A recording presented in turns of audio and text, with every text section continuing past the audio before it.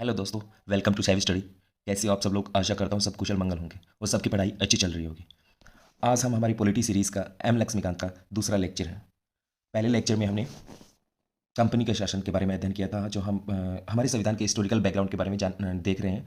तो उसी में कंपनी के शासन के दौरान जितने भी एक्ट ब्रिटिश गवर्नमेंट के द्वारा लाए गए थे उन सब के बारे में हमने जान लिया है। आज हम ताज का शासन जो 1858 से 1947 तक है उनके उसके बारे में जानेंगे। तो हम इस हिस्टोरिकल बैकग्राउंड में हम जो हमारा संविधान कैसे बना था इसके बारे में जानने की कोशिश कर रहे हैं। सबसे पहले जान लेते हैं कि आज के जो इंपॉर्टेंट डेज हैं उनके बारे में। आज 11 नवंबर है।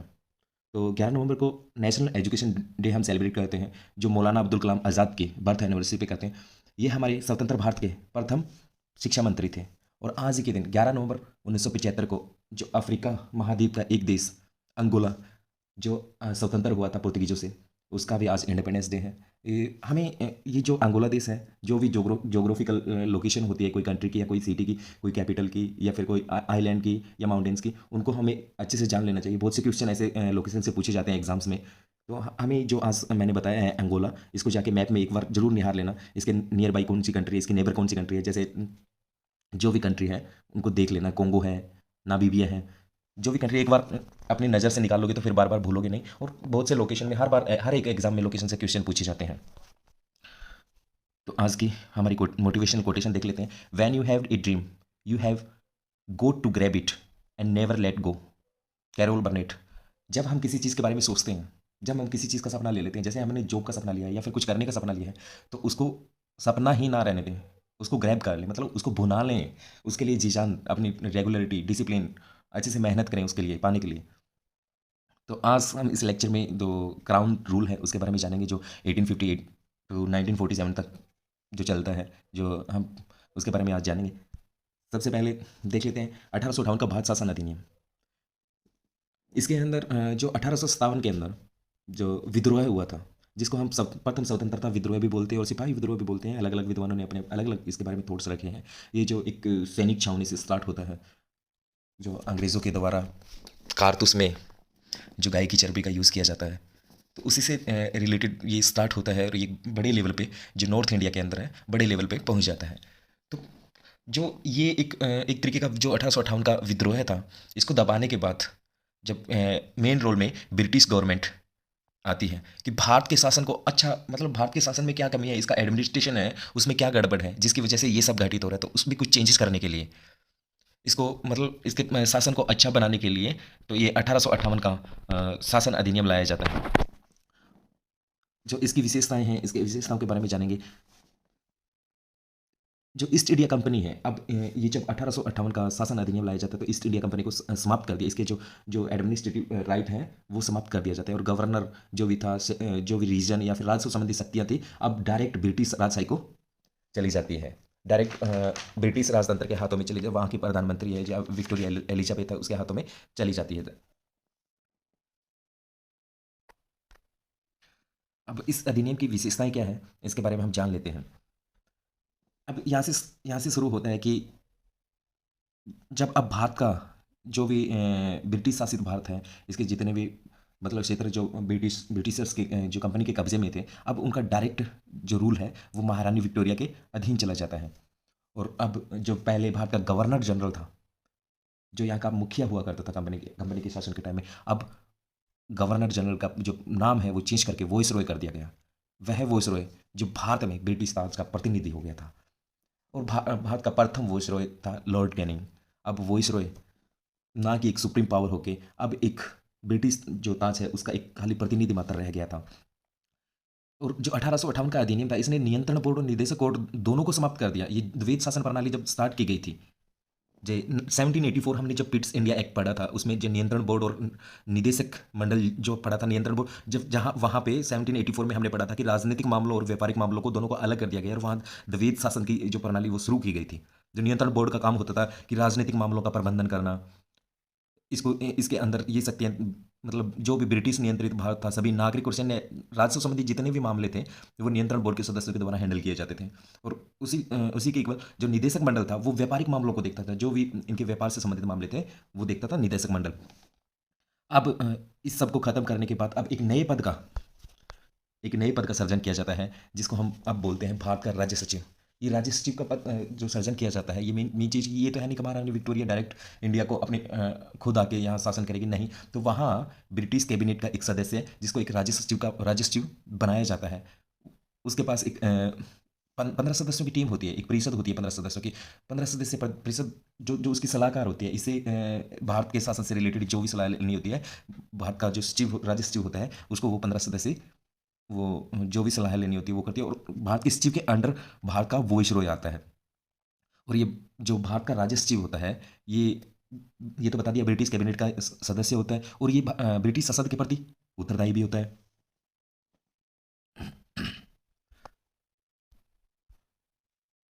आगे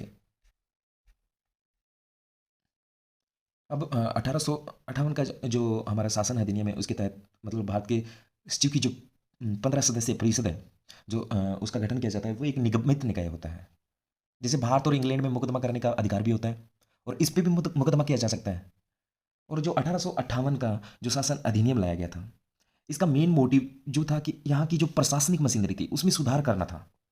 जो जो प्रशासन में क्या गड़बड़ी हो रही है जिसकी वजह से यहाँ पे रॉयट्स वगैरह हो रहे हैं, जो विद्रोह हो रहे हैं, उसका रीजन था उसको प्रशासन में कुछ चेंजेस करके उस प्रशासन को ठीक करना, जिसके माध्यम से मतलब ये ब्रिटिश अच्छे से शासन कर पाए। भारतीय क्षेत्र में जितना कब्जा कर रखा था उस पर अपना अच्छे से शासन चला सके। इसके बाद आता है 1858 के जब डायरेक्ट रूल यहाँ पे इम्पोज होता था, महारानी विक्टोरिया मतलब यहाँ पे डायरेक्ट शासन हो जाता है 1858 के। इसके बाद आता है 1861 और 1892 और 1992 ये भारत परिषद अधिनियम इसके बाद में आते हैं। जो 1857 की महान क्रांति होती है, उस क्रांति के बाद जो ब्रिटिश सरकार है वो एक चीज़ फील करती है, एक चीज़ वो महसूस करती है कि अगर हमें भारत में अगर शासन चलाना है, भारत में अगर हमें शासन करना है, तो हमें भारतीयों का सहयोग लेना पड़ेगा। अगर हम भारत में रह के हम किसी के दूसरे के घर में रह के उसके सहयोग के बगैर हम वहाँ पे अपने विचार या फिर अपनी जो भी दादागिरी मान लो, कुछ भी मान लो, हम वहाँ पे अपना शासन नहीं चला सकते। तो इसलिए उन्होंने ये सोचा कि भारत में शासन करने के लिए हमें भारतीयों का सहयोग चाहिए। अब ब्रिटिश जो संसद है उसने एक सहयोग की नीति के तहत जो 1861, 92 और 1992, सॉरी ये 1992 नहीं है, ये 1909 है, ये 1909, ये नो है, इसको थोड़ा ध्यान रखना। ये 1861, 1892 और 1909 है। ये भारत परिषद अधिनियम लाए गए थे सबसे पहले हम। और सबसे पहले हम जान लेते हैं 1861 का जो भारत परिषद अधिनियम है, इसका भारतीय संविधान में राजनीतिक मतलब बहुत अधिक महत्वपूर्ण है अधिनियम है ये। इसके द्वारा कानून बनाने की जो प्रक्रिया थी उसमें भारतीयों को भी शामिल करना अब शुरू कर दिया। अब भारतीय शामिल हो सकते थे जो कानून बनाने की जिस प्रक्रिया में। वॉइस रॉय कुछ भारतीयों को जो मान लो कि वॉइस रॉय की जो परिषद थी, वॉइस रॉय की सहायता करने के लिए जो कानून बनाते थे, ये तो है नहीं कि वॉइस रॉय अकेला बंदा कानून बना सकता है। जिस तरीके से आज प्रधानमंत्री और प्रधानमंत्री के एक मंत्रिमंडल होता है जिसको जो हमारा कैबिनेट होता है, लोकसभा के जो सदस्यों से हम मंत्री परिषद का गठन करते हैं, मंत्रिमंडल का गठन करते हैं, वही जो कानूनों का निर्माण करता है। उसी तरह वॉइस रॉय का भी एक मंत्रिमंडल था, उसकी एक परिषद थी। उसमें उसमें मतलब उसको विस्तार करके भारतीय मतलब गैर सरकारी सदस्यों के रूप में भारतीयों को नामांकित करना स्टार्ट कर दिया गया। और इसी इसी ने 1862 में लॉर्ड कैनिंग ने बनारस के राजा और पटियाला के महाराजा और सर दिनकर राव को भी विधान परिषद में मनोनीत किया था। ये गैर सरकारी सदस्य थे और सरकारी सदस्य नहीं थे। तो इनका एक पॉइंट ऑफ व्यू मतलब इनकी थोड़ी सी इनसे सलाह ले ली जाती थी। बाकी इनका उतना नहीं था। एक सरकारी सदस्य जिनका जो एक कानून को लेके आते थे, उतना ज़्यादा इनकी अहमियत नहीं थी, लेकिन इनकी सलाह उस टाइम ले ली जाती थी। और अब इस जो 1861 का अधिनियम है, इसने एक चीज़ और चेंज किया। वो क्या था कि मद्रास और बम्बई प्रेसिडेंसी जो हमने पीछे पढ़ा था 1773 में, जिनसे बंगाल के गवर्नर को बंगाल का गवर्नर जनरल बना के मद्रास और बम्बई के प्रेसिडेंसी के गवर्नरों को उसके अंडर लाया गया था। अब उसको वापिस से रिलीज कर दिया गया। मतलब कि अब उनको उनकी विधायी शक्तियाँ तो 1833 का चार्टर एक्ट था ना, उसके तहत मद्रास और बॉम्बे के जो गवर्नर उनकी विधायी शक्तियाँ खत्म करके उनको भारत के गवर्नर जनरल को दे दी गई थी। लेकिन 1773 के चार्टर रेगुलेटिंग एक्ट था, उसके तहत क्या हुआ था कि मद्रास और बॉम्बे के जो गवर्नर थे वो बंगाल के गवर्नर जनरल के अधीन आ गए थे। तो अब उनको उनकी विधायी शक्तियाँ दे के मतलब एक विकेंद्रीकरण डिसेंट्रलाइज स्टार्ट कर दिया गया था। जो केंद्रीकरण की प्रवृत्ति 1773 में स्टार्ट की गई थी और 1833 में जाके और मजबूत हो गई थी, अब उस केंद्रीकरण की प्रवृत्ति को विकेंद्रीकरण में परिवर्तन करना स्टार्ट कर दिया गया। अब इसी इसी समय चलते हुए मतलब एक विधायी विकास की नीति के कारण 1937 तक प्रांतों को संपूर्ण आंतरिक स्वायत्ता भी हासिल हो गई थी। बंगाल, उत्तर पश्चिम जो सीमा प्रांत था, पंजाब में 1862 और 66, 1897 में विधान परिषदों का भी गठन हुआ और वॉइसरॉय को परिषद में कार्य संचालन के लिए अधिक नियम और आदेश बनाने की शक्तियां भी प्रदान कर दी गई। और इसी समय लॉर्ड कैनिंग द्वारा 1859 में 1859 में एक पोर्टफोलियो प्रणाली को भी मान्यता दी गई। ये पोर्टफोलियो क्या होता है कि जो वॉइसरॉय की परिषद थी उसका कोई सदस्य है जिसको एक या मतलब एक से अधिक सरकारी विभागों का प्रभारी बना दिया जाता था, इसे पोर्टफोलियो व्यवस्था बोली जाती थी। और उसे जिस भी विभाग का प्रभारी बनाया जाता था मतलब उसे इस विभाग में काउंसिल की ओर से अंतिम आदेश पारित करने का भी अधिकार था। और इसके साथ ही आपातकाल में वायसरॉय को आपातकाल में बिना काउंसिल की संस्तुति के अध्यादेश जारी करने का भी अधिकार था।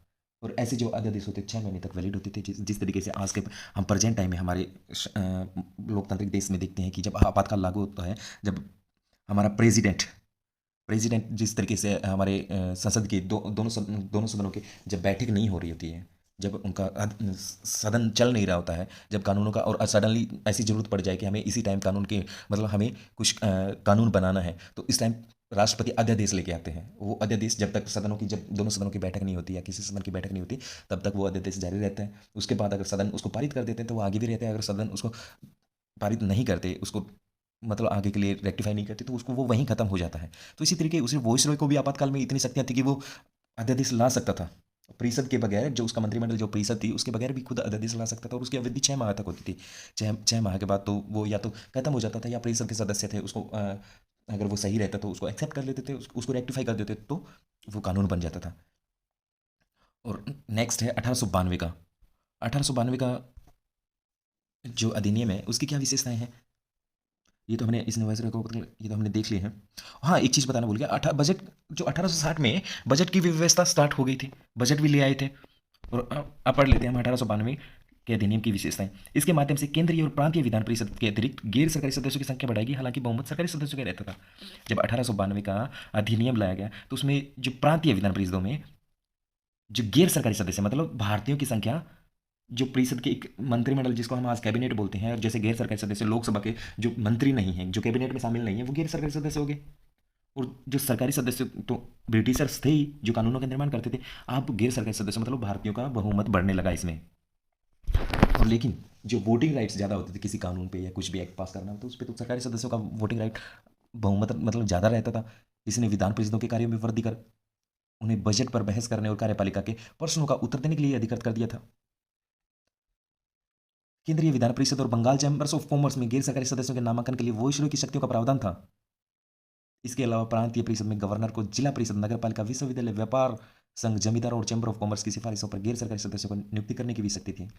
जो 1892 का अधिनियम है, इसने केंद्रीय और प्रांतीय विधान परिषदों में दोनों में गैर सरकारी सदस्यों की नियुक्ति के लिए एक समिति का गठन किया। मतलब एक तरीके से प्रोक्ष रूप से चुनाव का प्रावधान किया, ना कि इस जो चुनाव शब्द का जो कहीं भी इस अधिनियम में कहीं भी जिक्र नहीं है, लेकिन एक प्रोक्ष रूप से हम बोल सकते हैं जो गैर सरकारी सदस्यों का जो नियुक्ति थी वो एक प्रोक्ष रूप से एक चुनाव का प्रावधान मान सकते हैं पर, लेकिन इसमें कहीं भी इसका जिक्र नहीं किया गया है। नेक्स्ट है 1909 का अधिनियम। 1909 के अधिनियम को हम मार्लियामेंटो के नाम से भी जानते हैं, मार्लियामेंट सुधार के नाम से भी जानते हैं हम। जो लॉर्ड मॉर्ले उस टाइम इंग्लैंड में भारत के सचिव थे, राज्य सचिव, और मिंटो जो थे भारत के वॉइसरॉय थे। इसने केंद्रीय और प्रांतीय विधान परिषदों के आकार में काफी वृद्धि की। मतलब जहां 16 सदस्य थे, 16 से सीधे डायरेक्ट 60 कर दिए।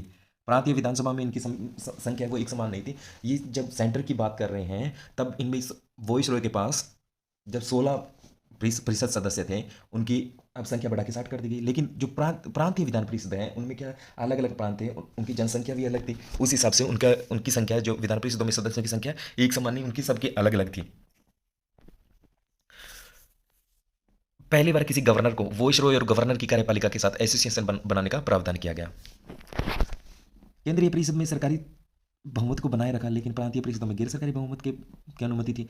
जो केंद्रीय परिषद थी उसमें अब सरकारी, जैसे गैर सरकारी सदस्यों को वोटिंग राइट्स वगैरह उतने नहीं थे, गैर सरकारी सदस्य थे। हाँ ठीक है, उनसे सलाह ले ली जाती थी, लेकिन उनकी वैल्यू इतनी ज़्यादा नहीं थी। अभी तक वो सरकारी सदस्यों का ही वैल्यू ज़्यादा थी। लेकिन जो प्रांतीय स्तर पे थे, जो प्रांतीय स्तर पे परिषदों के गैर सरकारी सदस्य थे, उनकी बहुमत की अनुमति थी। अगर उन लोगों का बहुमत होता था किसी भी कानून को रिजेक्ट करना है या उसको एक्ट बनाना है, उस पर उनकी बहुमत की वैल्यू थी।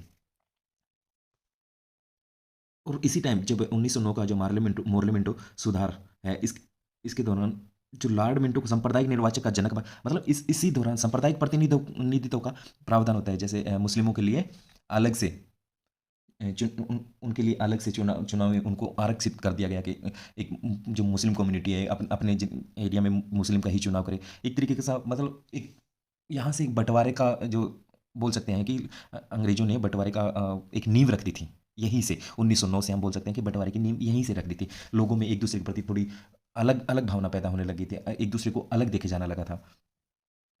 और इसी के साथ हम बोल सकते हैं कि जब यहाँ परिषदों में कोई भी एक्ट लाया जाता था, कोई भी बिल लाया जाता था, उस पे चर्चा करने का भी दायरा बढ़ गया था। अब लोग बढ़ चढ़ के उसमें भाग लेने लगे थे।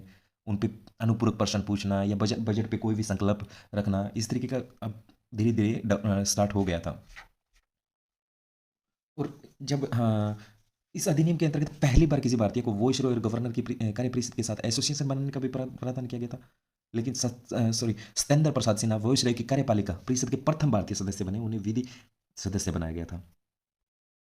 ये भी ध्यान रखना, सत्येंद्र प्रसाद सिन्हा है जो वॉइसरॉय की कार्यपालिका के परिषद के प्रथम भारतीय सदस्य बने, उन्हें विधि सदस्य बनाया गया।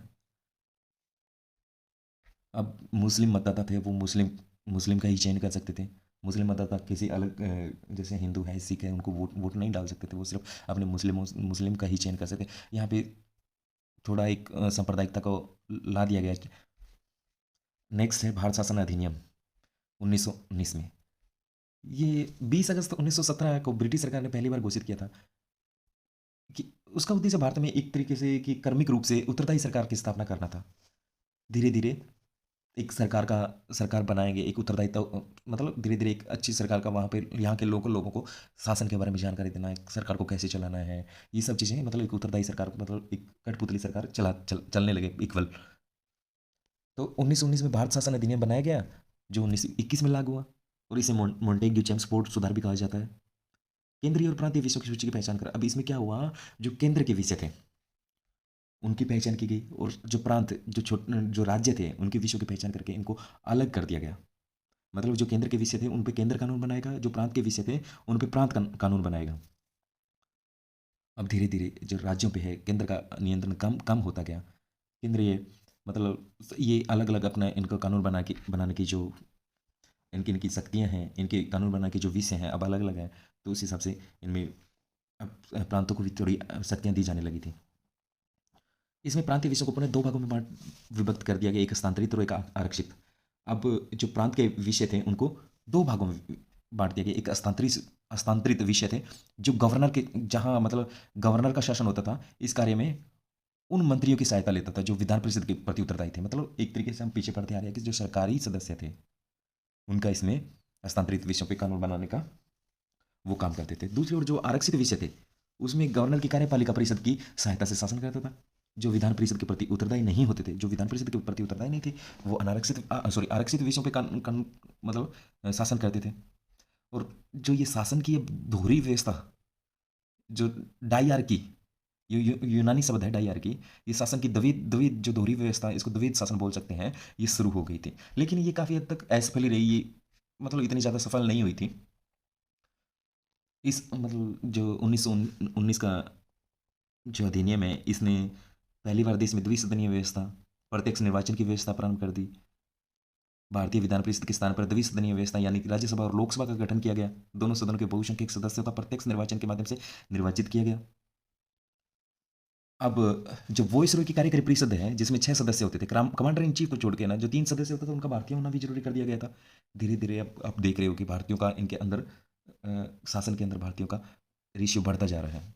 और यहाँ पे 1919 में भी और सांप्रदायिकता बढ़ाने के लिए इन्होंने अंग्रेजों ने क्या किया, सिखों, भारतीय ईसाइयों, आंग्ल भारतीय या यूरोपियों के लिए एक पृथक निर्वाचन सिद्धांत का विस्तार करने के मतलब विस्तार किया। कि सबको अलग अलग, हाँ, अपना अपने अपने कैंडिडेट बनाने, अपने धर्म से, अपने कास्ट से, मतलब सांप्रदायिकता का और ज़्यादा विस्तार किया। और अब क्या है, कानून मतलब इस 1919 के जो एक्ट है, इसने संपत्ति के आधार पे या फिर कर जो कितना कर कौन पे कर रहा है या कौन सा कितना एजुकेटेड है, उस आधार पे लोगों की वोटिंग राइट, और अधिक लोगों को वोटिंग राइट दे दिए। 1919 के अधिनियम के तहत अब लंदन में भारत का जो उच्चायुक्त कार्यालय है वो भी खोल दिया गया। अब भारतीय सचिव के जो राज्य सचिव थे, उसके द्वारा जो कार्य किए जाते थे, कुछ कार्य अब उच्चायुक्त को सौंप दिए गए। अब उस पे वो काम करने लगे। और 1926 में सिविल सेवकों की भर्ती के लिए केंद्रीय लोक सेवा आयोग का भी गठन किया गया। अब पहली बार केंद्रीय बजट को राज्य के बजट से अलग कर दिया गया। अब राज्य विधानसभाओं को अपना बजट समय बनाने का, मतलब वो खुद अपना बजट बना सकते थे, उनको खुद अपना बजट अलग से पेश कर सकते थे। अब केंद्रीय बजट अपना अलग पेश कर रहे हैं। और 1919 के अधिनियम के तहत एक वैधानिक आयोग का भी गठन किया गया, जिसका कार्य 10 साल बाद, मतलब 10 वर्ष बाद जांच करने के बाद अपनी रिपोर्ट प्रस्तुत करना होता था। और 2012 के अंदर यूपीएससी में इसी से रिलेटेड एक क्वेश्चन आया है। ये क्वेश्चन आपकी स्क्रीन पे दिखाई दे रहा होगा कि निम्नलिखित में से कौन सी भारत सरकार अधिनियम 1919 की प्रमुख विशेषता है। प्रांतों की कार्यकारी सरकार में द्विध शासन की शुरुआत। इसमें क्या पूछा है, भारत सरकार अधिनियम 1919 की प्रमुख विशेषता कौन सी है, कि प्रांतों की कार्यकारी जो सरकार है में द्विध शासन की शुरुआत कब हुई। अभी मैंने पढ़ाया प्रांतों की कार्यकारी सरकार में द्विध शासन की शुरुआत कब हुई, अभी जस्ट मैंने ऊपर बताया आपको। मुसलमानों के लिए पृथक सांप्रदायिक निर्वाचन मंडल की शुरुआत, ये भी बताया मैंने अभी। केंद्र द्वारा प्रांतों को विधायी अधिकार हस्तांतरण, ये भी बताया। तो एक बार वीडियो पोस्ट करके अपन जो अभी मैंने बताया उस हिसाब से देखो कि आपका कौन सा ये आंसर सही हो रहा है, गलत हो रहा है। चलो मैं बता देता हूँ कि इसके अंदर प्रांतों की कार्यकारी सरकार में द्विध शासन की शुरुआत, ये भारत सरकार अधिनियम 1919 में मैंने जस्ट अभी ऊपर बताया है। और दूसरा है केंद्र द्वारा प्रांतों को विधायी, अब वो भी मैंने बताया कि अब डिसेंट्रलाइज करने की व्यवस्था शुरू हो जाती है। और जो मुसलमानों के लिए पृथक सांप्रदायिक निर्वाचन, ये 1909 में स्टार्ट किया गया था। इसका ऑप्शन क्या हुआ, 3, ए एंड बी। ठीक है। अब इससे आगे आता है साइमन आयोग, जो साइमन कमीशन, जो 1927 में आता है। ये साइमन कमीशन क्या है, जो एक नया संविधान जो गठित किया गया है, ये जो एक्ट बार बार अधिनियम पास किए जा रहे हैं, इससे एक पैरेलल गवर्नमेंट बनाने का, उत्तरदायी सरकार बनाने का जो काम चल रहा है, इस पे इसका पता करने के लिए कि क्या ये जो अधिनियम ला रहे हैं ये सही से है, सही है, लोगों के लिए ठीक है या क्या है। इसके लिए जो ब्रिटिश सरकार ने नवंबर 1927 में, मतलब आना तो ये 1929 में आना था, मतलब कि हर 10 साल बाद, जब पीछे 1909 में, फिर 1919 में, फिर अब 1929 में 10 साल बाद आना था। लेकिन इन्होंने 2 साल पहले ही नए संविधान में भारतीय स्थिति का पता लगाने के लिए सर जॉन साइमन के नेतृत्व में 7 सदस्य, मतलब वैधानिक आयोग का गठन किया था। और आयोग के सभी सदस्य ब्रिटिश थे, इसीलिए भारतीयों ने इसका अपोज किया था। सभी सदस्य थे इसके ब्रिटिश थे। तभी भारतीय नेताओं ने, भारतीय पार्टियों ने इसका विरोध किया। और 1900 इस आयोग ने, मतलब 1930 में अपनी रिपोर्ट सबमिट की कि द्विध शासन प्रणाली या राज्य सरकारों का विस्तार या फिर ब्रिटिश शासन के संघ की स्थापना, सांप्रदायिक निर्वाचन व्यवस्था जारी रखना या नहीं रखना, किसी, मतलब ये चीज़ें इससे रिलेटेड उन्होंने अपनी सिफारिश में क्या कहा कि द्विध शासन प्रणाली ठीक है, राज्यों में सरकारों का विस्तार भी होना चाहिए, ब्रिटिश भारत में संघ की स्थापना करना जरूरी है, सांप्रदायिक निर्वाचन को व्यवस्था है जो चल रही है उसको जारी रखना है। ये इस साइमन कमीशन का, मतलब इन्होंने सबमिट किया था अपनी रिपोर्ट जो सबमिट की थी। तो भारतीय नेताओं ने इसका जमखम कर, go back Simon, Simon go back, जमखम कर इसका विरोध किया था। और इसी का मतलब ब्रिटिश सरकार ने, मतलब ब्रिटिश भारत और भारतीय रियासतों के प्रतिनिधियों के साथ 3 गोलमेज सम्मेलन भी किए थे, लोगों के विचार जानने के लिए कि आयोग ने जो प्रस्ताव दिए हैं उसके ऊपर विचार जानने के लिए अब 3 गोलमेज सम्मेलन करते हैं। 3 गोलमेज सम्मेलन में भीमराव अम्बेडकर भाग लेते हैं, एक गोलमेज, दूसरे गोलमेज सम्मेलन में हमारे महात्मा गांधी जी भाग लेते हैं। इन गोलमेज सम्मेलन में जो चर्चा हुई थी, इनमें संवैधानिक जो सुधारों पर एक श्वेत पत्र तैयार किया गया था, जिसे विचार के लिए ब्रिटिश संसद की संयुक्त प्रवर समिति के समक्ष रखा गया था। इस समिति की सिफारिशों को कुछ संशोधनों या भारत परिषद अधिनियम 1935 में शामिल कर लिया गया। नेक्स्ट है ये तो कम्युनल अवार्ड, जो, हाँ, सांप्रदायिक अवार्ड, ये 1932 में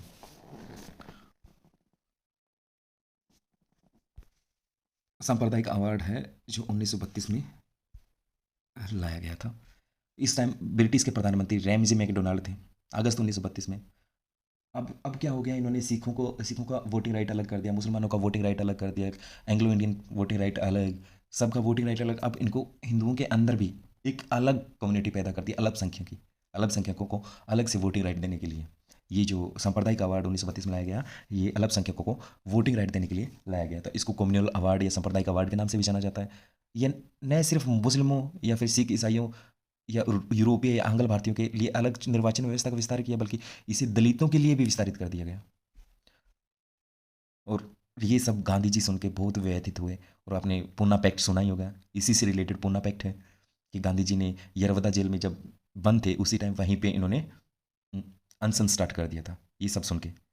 तो इसके बाद कांग्रेस के नेताओं और इधर दलित नेता थे जो भीमराव अम्बेडकर, इनके साथ बैठ के एक समझौता हुआ जिसे पुना पैक्ट बोलते हैं या पुना समझौता बोलते हैं। इसमें मतलब बोला जाता है कि संयुक्त हिंदू निर्वाचन व्यवस्था को बनाए रखा जाएगा, लेकिन दलितों के लिए कुछ स्थान आरक्षित कर दिए जाएंगे। अब आता है नेक्स्ट भारत शासन अधिनियम 1935। इसका हमारे संविधान में बहुत ज़्यादा महत्व है, बहुत ज़्यादा। मतलब मोस्टली हमारा संविधान इसी से लिया गया है। मोस्टली संविधान 1935 जो हमारा भारत शासन अधिनियम है उसी से लिया गया है। इसमें बहुत से ऐसी चीज़ें चेंजेस हैं, पूरा पूरा मतलब यहाँ से हम बोल सकते हैं कि एक बहुत लंबा और विस्तृत दस्तावेज था इस टाइम। इसमें पता है 1900 भारत शासन अधिनियम 1935 में 321 धाराएं और 10 अनुसूचियाँ थी। तो ये एक विस्तृत दस्तावेज था। इसमें 321 तो धाराएं थी और 10 अनुसूचियाँ थी इसमें। अखिल भारतीय संघ की स्थापना, जिसमें राज्य और राष्ट्रों को एक ही तरह माना गया। अब एक अखिल भारतीय संघ की स्थापना कर दी गई। अब जितने भी राज्य और रियासत थे इसके अंडर आ गए थे। अब इसमें जो हम आज प्रेजेंट टाइम में भी संघ सूची, राज्य सूची, समवर्ती सूची, वो इस टाइम ला दी गई थी कि अधिनियम ने केंद्र और इकाइयों के बीच 3 सूचियों को बांट दिया गया। संघीय सूची जिसमें 59 सब्जेक्ट थे, राज्य सूची उसमें 54 थे, और समवर्ती सूची जो दोनों उस पर कानून बना सकते हैं। संघ सूची पे तो सिर्फ सेंट्रल कानून बना सकते हैं, राज्य सूची पे राज्य कानून बना सकते हैं, और समवर्ती सूची पे दोनों कानून बना, जिसमें 36 सब्जेक्ट थे। शक्तियों का बंटवारा कर दिया। और जो अवशिष्ट शक्तियाँ, आज के टाइम में अवशिष्ट शक्तियाँ केंद्र के पास है, उस टाइम में वोइसरॉय के पास थी अवशिष्ट शक्तियाँ। हालांकि ये जो संघीय व्यवस्था थी उस टाइम मतलब कभी भी अस्तित्व में नहीं आई थी, क्योंकि जो देसी रियासतें थीं उन्होंने इसमें शामिल होने से इनकार कर दिया था। और इसी से रिलेटेड एक क्वेश्चन भी आया है 2012 में प्री में, कि भारतीय संविधान में केंद्र और राज्य के बीच शक्तियों का वितरण नीचे दी गई किन किन पर आधारित है। केंद्र और राज्यों के बीच शक्तियों का वितरण किन पर आधारित है? मार्लेमेंटो, इसमें ऐसी कोई बात कही नहीं गई। केंद्र और राज्यों के बीच में जो शक्तियों का संघ सूची, राज्य सूची और समवर्ती सूची का जो बात है, मोंटेग्यू चेम्सफोर्ड 1919, इसमें भी नहीं है। भारत सरकार अधिनियम 1935 अभी जैसे हमने पढ़ा था इसमें कि संघ सूची, राज्य सूची और समवर्ती सूची, जिनके संघीय सूची में 59 विषय हैं 59, और राज्य सूची में 54 विषय हैं, समवर्ती सूची में 36 विषय हैं। तो इसका आंसर हो जाएगा भारत सरकार अधिनियम 1935। इतना तो समझ में आ गया होगा। नेक्स्ट, अब मतलब जो द्वैध शासन व्यवस्था थी वो अब बिल्कुल समाप्त कर दी। प्रांतीय स्वायत्ता का शुभारंभ हो गया। जो राज्य स्तर पे जो राज्यों की स्वायत्ता थोड़ी बढ़ गई, राज्यों को अपने दायरे में रहकर स्वायत्त तरीके से प्रत्येक क्षेत्रों में शासन का अधिकार दिया गया। यानी कि गवर्नर को राज्य विधान परिषदों के लिए उत्तरदायी मंत्रियों की सलाह पर काम करना आवश्यक था। और यह व्यवस्था 1937 से शुरू की गई और 1939 में इसे समाप्त भी कर दिया गया। केंद्र में द्वैध शासन प्रणाली का शुभारंभ किया गया। पहले प्रांतों में द्वैध शासन प्रणाली थी, लेकिन अब केंद्र में कर दिया गया। संघीय विषयों को स्थानांतरित और आरक्षित विषयों में विभक्त करना पड़ा। अब जैसे प्रांतों में हमने पढ़ा था स्थानांतरित विषय, आरक्षित विषय, अब वो चीज़ केंद्र में लागू कर दी गई। अब 11 राज्यों में से 6 में तो द्विसदनीय व्यवस्था प्रारंभ कर दी। और जैसे बंगाल, बंबई, मद्रास, बिहार, संयुक्त प्रांत या फिर असम में द्विसदनीय विधान परिषद या फिर विधानसभा बन गई। हालांकि इन पर कई प्रकार के प्रतिबंध भी थे। दलित जातियों, महिलाओं, मजदूर वर्ग के लिए अलग से निर्वाचन की व्यवस्था पर सांप्रदायिक प्रतिनिधित्व व्यवस्था का विस्तार किया गया। बाल शासन अधिनियम जो 1858 है उसके द्वारा स्थापित जो भारत परिषद था उसको बिल्कुल समाप्त कर दिया गया। और भारत के सचिव को सलाहकारों की टीम मिल गई है अब। और मताधिकार का भी विस्तार हो गया। लगभग 10% जनसंख्या को मत देने का अधिकार मिल गया था। और इस टाइम एक संघीय 1937 में एक संघीय न्यायालय की व्यवस्था। और देश की मुद्रा और साख पर नियंत्रण के लिए भारतीय रिजर्व बैंक 1935 में इसकी स्थापना की गई। संघीय लोक सेवा आयोग की स्थापना। लेकिन प्रांतीय सेवा आयोग या दो से अधिक राज्यों के लिए भी लोक सेवा आयोग की स्थापना भी की जाने लगी। आज भी वही चीज़ें हम फॉलो कर रहे हैं कि कोई भी राज्य, एक या दो राज्य मिलकर एक संघीय मतलब एक प्रांतीय लोक सेवा आयोग की स्थापना कर सकते हैं। अब नेक्स्ट आता है हमारा भारतीय स्वतंत्रता अधिनियम 1947। अब इसमें क्या होता है कि वॉइसरॉय का पद समाप्त कर दिया जाता है, उस पर गवर्नर जनरल का पद आ जाता है। जब ये भारतीय स्वतंत्रता अधिनियम 1947 आता है, ये 20 फरवरी 1947 को ब्रिटिश का जो उस टाइम के प्रधानमंत्री थे क्लीमेंट एटली, वो घोषणा करते हैं कि 30 जून 1947 को भारत में ब्रिटिश शासन समाप्त कर दिया जाएगा, सत्ता उत्तरदायी भारतीयों के हाथों में सौंप दी जाएगी। इस घोषणा पे मुस्लिम लीग ने आंदोलन किया। उन्होंने आंदोलन क्यों किया कि अब वो मुस्लिम लीग है, वो भारतीयों के साथ रहना नहीं चाहती, वो अपना एक अलग देश बनाना चाहती थी, इसलिए इस पे सहमत नहीं हुए वो लोग। तो फिर विभाजन की बात यहीं से जोर शोर पे पकड़ने लगी। 3 जून 1947 को ब्रिटिश सरकार ने फिर से दोबारा से बोला कि फिर ब्रिटिश सरकार ने फिर स्पष्ट किया कि 1946 में गठित संविधान सभा द्वारा बनाया गया संविधान उन सेक्टरों पर लागू नहीं होगा जो नहीं चाहते, जो इसे स्वीकार नहीं करते। और 3 जून 1947 को वॉइसरॉय लॉर्ड माउंटबेटन था, वॉइसरॉय था, उसने एक विभाजन की योजना पेश की जिसे माउंटबेटन योजना कहते हैं। इस पे कांग्रेस और मुस्लिम लीग दोनों दोनों की सहमति बन गई थी और भारतीय स्वतंत्रता अधिनियम 1947 बनाकर उसे लागू कर दिया गया। अधिनियम की विशेषताएं क्या है? इसने भारत में ब्रिटिश राज समाप्त कर दिया। 15 अगस्त 1947 को भारत एक स्वतंत्र संप्रभु राष्ट्र बन गया था। इसने भारत का विभाजन दो स्वतंत्र डोमिनियन राष्ट्रों, संप्रभु राष्ट्रों में कर दिया था। एक का नाम भारत था, दूसरे का पाकिस्तान। अब दो राष्ट्र बन गए थे। अब उनको जो ब्रिटिश राष्ट्रमंडल था उनसे अलग होने की स्वतंत्रता ये बिल्कुल थी। वायसरॉय का पद है वो समाप्त कर दिया गया था। दोनों देश थे, दोनों राज्य थे, उनमें गवर्नर जनरल का पद का सर्जन किया गया था। अब वॉइसरॉय की जगह वापिस से गवर्नर जनरल बना दिया गया था, जो आज में हमारे हम राष्ट्रपति बोल सकते हैं प्रेजेंट टाइम में।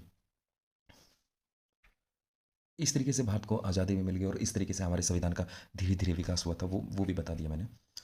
और इससे आगे है अंतरिम सरकार के कुछ ये सदस्य हैं, इनके बारे में जैसे पंडित जवाहरलाल नेहरू कार्यकारी परिषद के उपाध्यक्ष, विदेश विभाग, राष्ट्रमंडल संबंधित मामले वल्लभ भाई पटेल, गृह सूचना प्रसारण, बलदेव सिंह रक्षा जोन।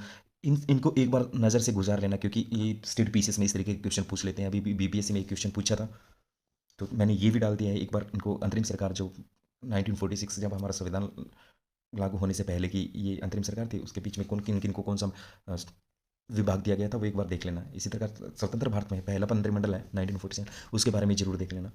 इनसे कई बार स्टेट पीसीएस में फैक्चुअल क्वेश्चन पूछ लेता है, ये इंपॉर्टेंट है। Thank you so much for watching. आशा करता हूँ आपको अच्छा लगा है, समझ में आया होगा, और अपने दोस्तों के साथ शेयर जरूर करिए। Thank you so much.